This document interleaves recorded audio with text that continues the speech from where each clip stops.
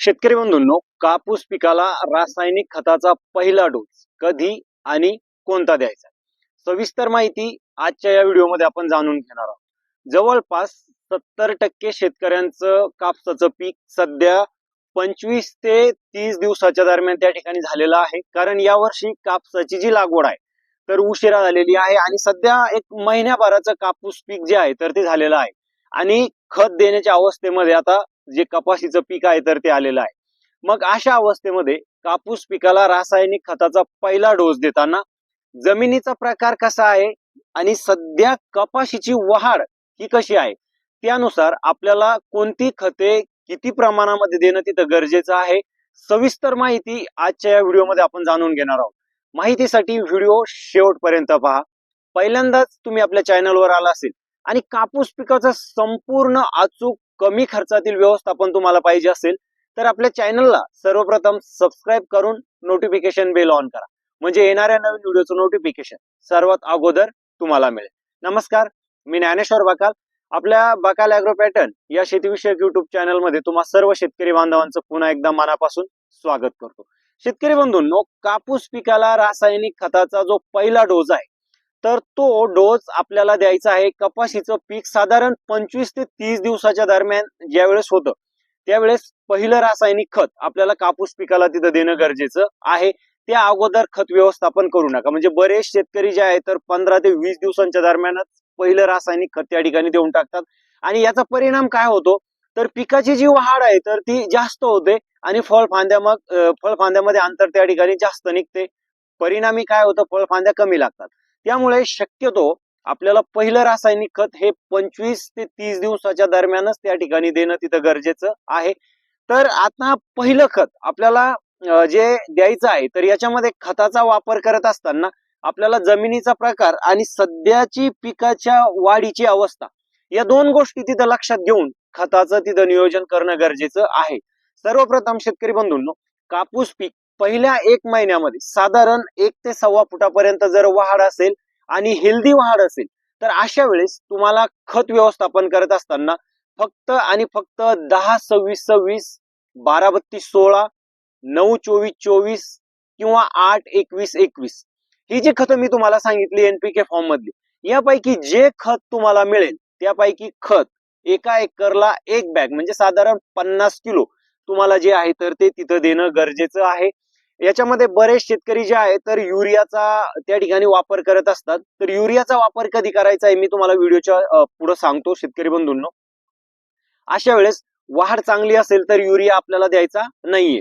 शेतकरी बंधूंनो, खत देत असताना एक गोष्ट लक्षात ठेवायची. आता हे जे कापसाचं पीक आहे तर पहिलं खत आपल्याला हे टोकन पद्धतीने द्यायचंय. म्हणजे या झाडाच्या साधारण खोडापासून 4 इंचावरती या ठिकाणी गड्ड करायचं आहे आणि त्या खत टाकून परत आपल्याला जे खत आहे तर ते तिथं माती आड करायचं आहे, जेणेकरून त्याच्यामधला जो नायट्रोजन आहे तर तो उन्हाच्या संपर्कामध्ये येऊन बाष्प होऊन तो उडणार नाही. त्यामुळे खत टाकलं की लगेच माती आड करणं आपल्याला तिथं गरजेचं आहे. किंवा शेतकरी बंधूंनो, तुम्ही खत जे आहे तर ते पेरणी स्वरूपात सुद्धा देऊ शकता. तासाच्या दोन्ही बाजूनं तुम्हाला जे आहे तर खत पडेल अशा पद्धतीनं तुम्हाला खताची जी आहे तर ती पेरणी सुद्धा करता येते. फक्त एक गोष्ट लक्षात ठेवायचं आहे की खत एका एकरला 50 किलो सम प्रमाणामध्ये तिथं पडलं पाहिजे. कमी किंवा जास्त खत आपल्याला द्यायचं नाही, जेणेकरून खतासाठी खर्चाचा जो बोज आहे तर तो आपला वाढणार नाही. त्यानंतर शेतकरी बंधूंनो, हे झालं तुमचं कापूस पिकाची हेल्दी वाढ असेल त्यावेळेचं खत व्यवस्थापन. आता लक्षात घ्या, जर कापूस पिकाची वाढ खूपच कमी आहे, सुरुवातीला लागवड केल्यानंतर सततचा पाऊस आहे, त्यामुळे पिकाला न्यूट्रिशन अपटेक करण्यामध्ये प्रॉब्लेम आला, त्याची वाढ झाली नाही, कापूस पीक लाल पिवळं पडलेलं आहे, अशा परिस्थितीमध्ये खत व्यवस्थापन करताना तुम्हाला एक गोष्ट त्या ठिकाणी लक्षात ठेवायची आहे की त्याच्यामध्ये आपल्याला जे एनपीके खतं मी सांगितली तर त्या खतासोबत साधारण 20 ते 25 किलो तुम्हाला तिथं युरियाचा वापर करणं गरजेचं आहे. वाढ जर कमीच असेल आणि लाल पिवळा पडला असेल तर अशा परिस्थितीत आपल्याला नायट्रोजन पिकाला देणं तिथं गरजेचं आहे. तर एक बॅग 10-26-26 किंवा 12-32 आणि त्यासोबत 20 ते 25 किलो युरिया तुम्हाला मिक्स करून सांगितल्याप्रमाणे जे आहे तर खत व्यवस्थापन तिथे करायचं आहे. त्यानंतर ज्या शेतकऱ्यांची जमीन ही चुनखड आहे किंवा चिभाट जमीन आहे, तर अशा जमिनीसाठी सुद्धा आपल्याला खत व्यवस्थापन करताना थोडीशी तिथं काळजी घेणं गरजेचे आहे. कारण अशा जमिनीमध्ये जे न्यूट्रिशन आहे तर ते लॉक होतात आणि ते पिकाला सहजासहजी त्या ठिकाणी मिळत नाही. त्यामुळे ते न्यूट्रिशन पिकाला उपलब्ध करून देण्यासाठी खतामध्ये आपल्याला मायक्रोन्यूट्रिएंट्सचा वापर करणं गरजेचं आहे, जेणेकरून ते मायक्रोन्यूट्रिएंट्स पिकाला जे पडलेले जमिनीतील जे अन्नद्रव्य आहे तर ते अपटेक करण्यासाठी तिथं मदत करेल. त्याच्यामध्ये तुम्हाला मी 2 पर्याय सांगतो. तुम्हाला मुख्य खतासोबत म्हणजे 10-26-26 किंवा 12-32-16 सारख्या खतासोबत एकतर तुम्ही बायोविटा ग्रॅन्युअल चा वापर करू शकता. साधारण 4 किलो तुम्हाला त्याच्यात वापर करता येतो. त्यामुळे शेतकरी बंधूंनो, एकंदरीत जमिनीतील जे काही फिक्स झालेले अन्नद्रव्य आहे, लॉक झालेले अन्नद्रव्य आहे, तर ते पिकाला तिथं अपटेक करण्यासाठी हे बायोविटा तिथं चांगलं काम करतं.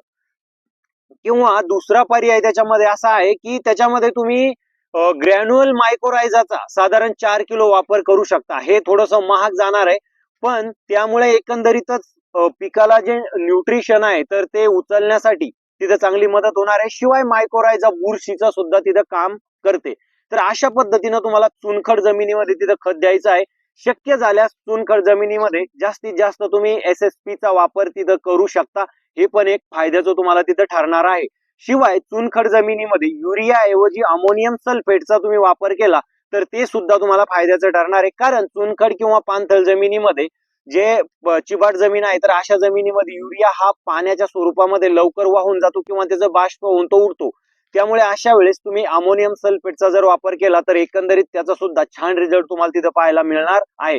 अशा पद्धतीनं कापूस पिकाला पहिला रासायनिक खताचा डोस हा द्यायचा आहे तुम्हाला 25 ते 30 दिवसांच्या दरम्यान.